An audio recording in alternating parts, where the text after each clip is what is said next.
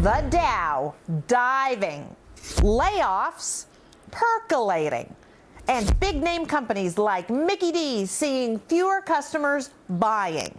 Will all of this send unemployment climbing? Hi everyone, I'm Brenda Butner. This is Bulls and Bears, and here they are, the Bulls and Bears this week. Gary B. Smith, Tracy Burns, Jonas Max Ferris, John Layfield, along with Mark Hanna. Welcome to everybody. Okay, Gary B., lots of red arrows on Wall Street, on Main Street. Should we be bracing for more pink slips? I think so, Brenda, and I think at the root of the problem is people just aren't spending.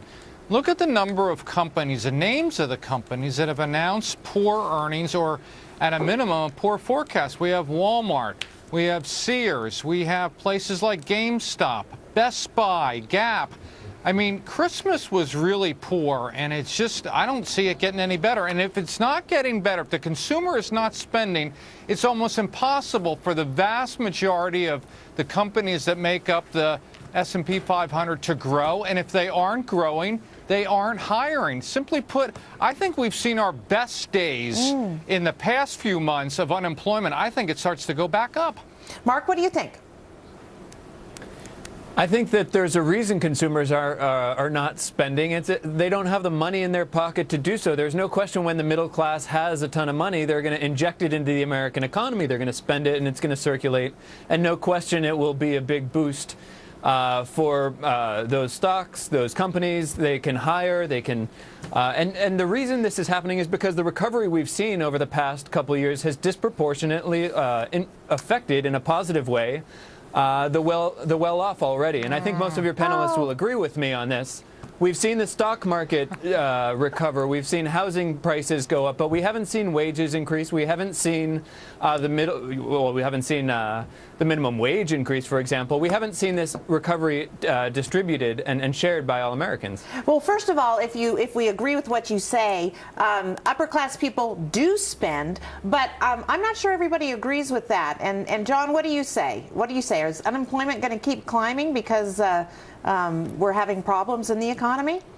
I think so. And look, this has zero to do with things like the minimum wage. The middle class is disappearing because wealth is created different. Look at a company like Twitter. They're a $33 billion market cap company with 2,300 employees. Compare that to ArcelorMittal, which has $29 billion market cap, but 239,000 employees, 100 times the employees for less market cap. That's how wealth is being created. And the problem we're seeing right here is we still have a net loss in jobs since President Obama has taken office, since the recession. We have the lowest labor force participation rate since March of 1978. We see Target, we see Macy's, we see JCPenney, we see Target laying off people. There are a lot of positives out there, but the negatives that we see, especially with natural gas rising and costs rising for all people, are starting to take effect in this stock market and this economy.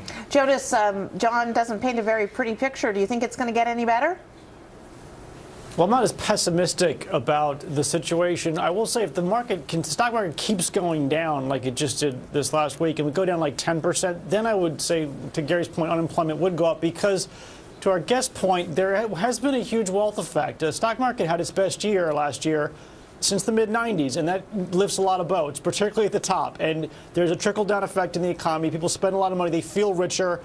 They wiped out a lot of the losses that happened in the 07, 08, 09 crash. And if the market goes down for whatever reason, abroad, interest rates, it's going to make people spend less, and that would lead to higher unemployment. So the direction of unemployment would go back up. Tracy, what do you think about that? I think that all the policies coming out of the Obama administration have backfired, and they've hurt the middle class, lower class people. They have. And you know what? If the reverse effect happened, that is no one's fault but the White House's. And what's happening to middle America is still what's been happening for years now. Uncertainty out of D.C., increasing my taxes. If I don't know what's going to happen, I still don't know what's happening with Obamacare. Are people getting laid off? Are they going part-time? Who the heck knows? Why would you want to spend anything? All you're going to hear out of the financial pundits over the next few weeks is no top-line growth. That means no revenue, no sales. People are not buying stuff because they still don't know what the heck is going on out there. All right, Mark, she says uncertainty is causing a lot of this.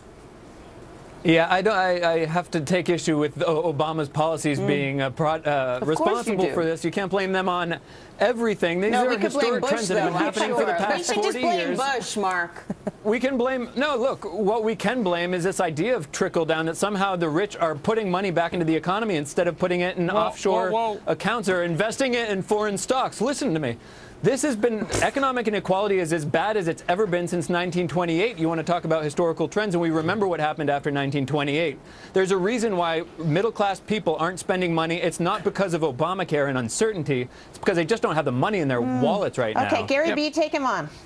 Well, Brenda, let's talk about the trickle down. The last time we had a huge boom in the economy when the upper 1% got fabulously wealthy was during the internet years, when you had guys like Mark Cuban becoming billionaires and Jeff Bezos and, you know, many other companies that created during that great internet boom we had under Reagan. And what happened then? While you had billionaires created, you had an unemployment rate below 5%. Even the U6, the people, you know, total that had given up looking for jobs, was about 6%. You had one of the greatest booms in the economy and in employment that way because rich people got really rich, and guess what? They hired a lot of people to work for those companies. So this whole income inequality argument is silly. We can't just redistribute it around and make the employment rate go back down to 5%.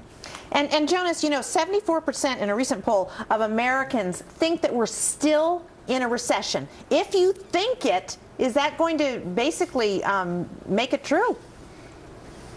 Only if you behave differently than you did the year before. You'd have to spend less than you did the last year. And those people would have to be spending enough collectively to counter the 20-odd% that don't think we're in a recession or are spending money because their portfolios are wealthier. Some of those people are spending 20, 30, 40 times as much as the pessimists.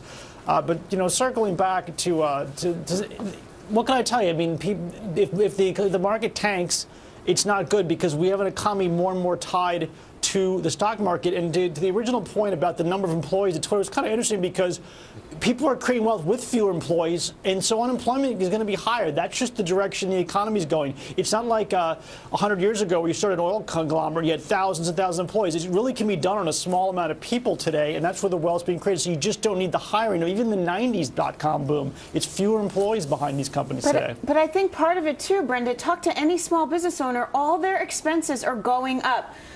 You know, heating costs, you name it. Propane is higher nowadays. Like, everything is more expensive. And that's why they don't have money to spend, because they're spending it all just to keep the lights on. There's no way they're going to have extra money in their pocket to hire an extra employee. They're struggling to keep the ones they have. You know, John, Jonas brought up the wealth effect, which is if the stock market's higher, if your house is worth more, you feel richer, so you might spend more. Is the obverse, is the contrast true as well? Oh, sure it is. I mean, people look at their 401ks all the time, and if the stock market's down, their 401k is down. They don't feel that wealth effect, and so they don't spend as much money. Look, we have the most dysfunctional government, I think, in the history of governments anywhere in this world.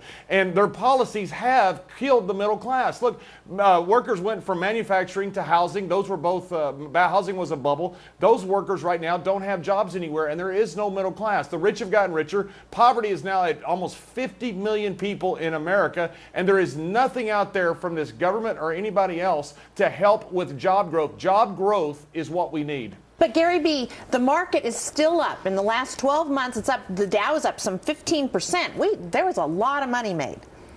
Yeah, there was, Brenda. And you know what? I guess I forget who on the panel made the point. I guess Jonas said that a lot of the reason that the companies made money and showed good earnings was because they were able to cut costs. They were able to increase productivity while not hiring back the workers. We need industries like the fracking industry to come be the next internet, or some energy, or something new that we haven't even thought of. And in order to do that, we need to take the shackles off business. Right now, government is burdening companies, as John said, with too many regulations, too many taxes, and too many things like Obamacare in order to grow. Everyone's afraid to take a step forward, and yet that's what we need.